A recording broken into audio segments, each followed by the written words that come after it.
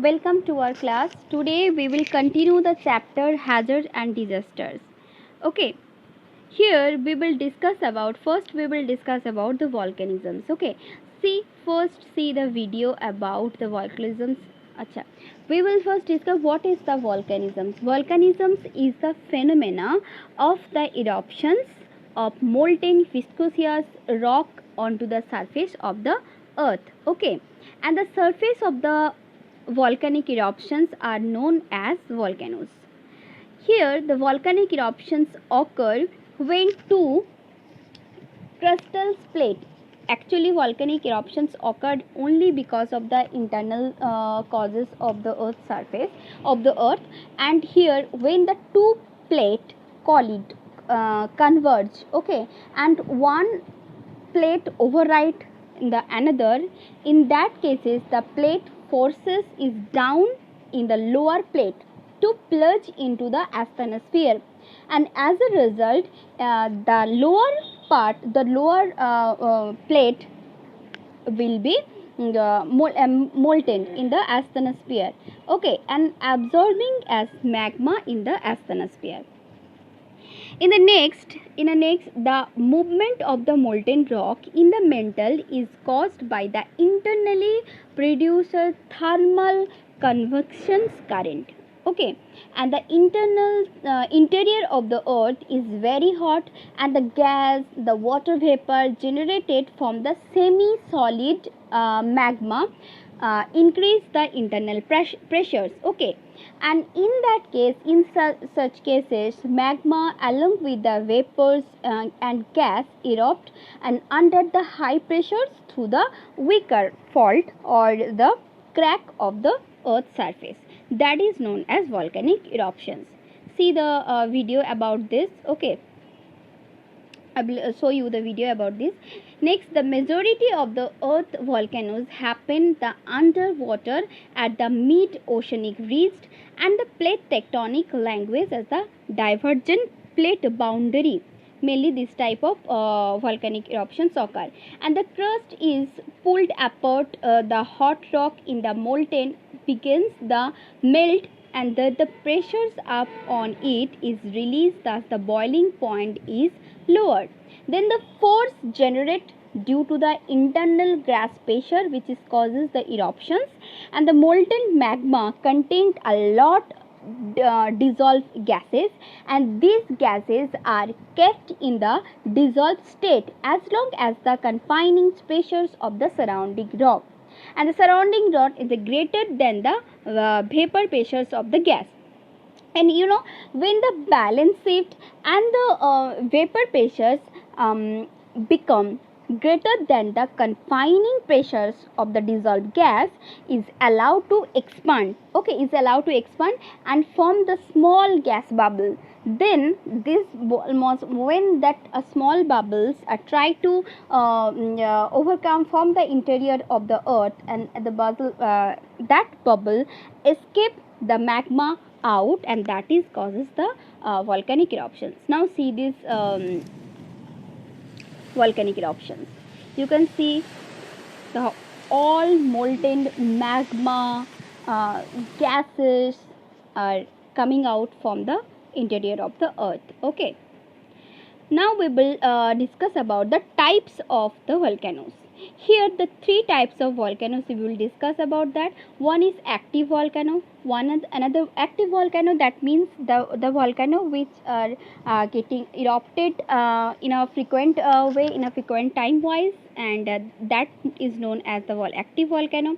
One is the dormant volcano, that means they are erupted in the few times, but also in the future they will erupt maybe, and that is known as dormant. And the dead or extinct volcano, that means these volcanoes are not going to erupt again in the futures. Okay, these are dead. Acha, here what is vent? The vent volcanic gases erupt through the break in the surface that is known as vent, and the movement of the molten rock in the molten is caused by the thermal convection current. I already told you that in the interior of the earth there is a origin due to the huge pressure and temperature. There is a current produced there, that is current, that current is known as convection current, thermal convection current. So this is all about the volcanoes. Okay, now we will discuss about the avalanche. What is that avalanche? See the first picture, then you have that idea what is avalanche. See the huge snow are falling from the mountain towards the foothills regions. Okay, so what is avalanche? Avalanche is the rapid downflow of snow along a sloping surface. Okay, and the snow is deposited in the successive layer on the top of the mountain, and this layer may be dissimilar physical properties, and an avalanche may be dry or wet according to the water present in the snow. And there is a two type of avalanches. There a surface avalanche. What is that? A surface avalanche that occur when a layer of snow with the different properties slides over another layer of snow. For example, a layer of the dry loosely packed snow slide over a dense layer of wet snow. Another common avalanche known as the full depth avalanche, that is occur when the entire snow covered solids over the ground, keeping the Rocky Mountain surface bare. Okay, that is the full depth avalanche. Now we will discuss about the blizzard. Okay, what is that? See the video about this. See the wind blow with the snow. Okay, so what is that? First, blizzard, the blizzards are the severe winter storm that pack a combinations of the blowing storm and the wind, resulting in the very low visibility. A blizzard is a severe snowstorm characteristics by, what is the main characteristic about this? This type of wind is a strong, sustained at least 56 km per hour and lasting for a prolonged period like 3 hours or more. Okay, and a ground blizzard is the weather conditions where snow is not falling, but lost snow which is already fallen in there, lost snow on the ground is lifted and flown by the strong wind. So blizzard conditions can occur without any falling snow. Okay, now the next one we will discuss is forest fires. Okay, forest fire, what is that? A forest fire is an uncontrolled fire occurring in forest. Sometimes the forest fire is so large that it is take a long time for the firefighting crew to gain control over these situations. Okay, and this could result in a massive destructions. Wildfire differ from the other fire by its extensive size. Okay, the speed at which it can spread out from its original sources. Here the types of forest fire like ground fire, surface fire, and the crown or the aerial fire. See the video about the forest fire. Flames sweep across the ground as fast as a man can run, reach 200 feet into the air. Okay. This is called forest fire, and this is the examples of North America forest fire. Okay. Acha, what is ground fire? Ground fire means this type of fire usually fueled by the subterranean root, buried organic matter, dead vegetation part like leaves, branches, bark, stem, and the tree that exist on the soil surface at the various stage of the decompositions. Okay, now the next one is the surface fire. What is that?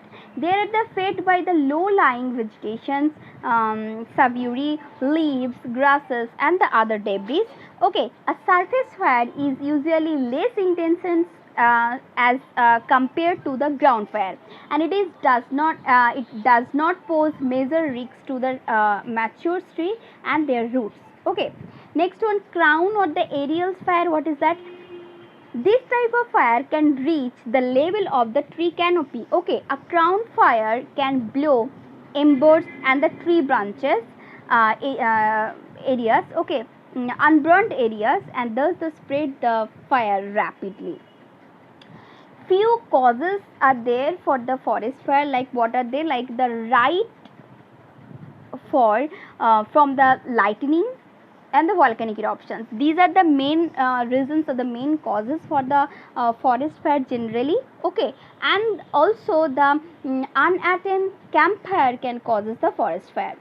Sometimes a lighted cigarette left in the forest can also ignite a wildfire. Okay, other important causes are like the lightning and the volcanic eruptions. Number one, most important, these are the reasons. Number two, the underground coal fire, and number three, the spontaneous forest fire. These are the main reasons for the forest fire.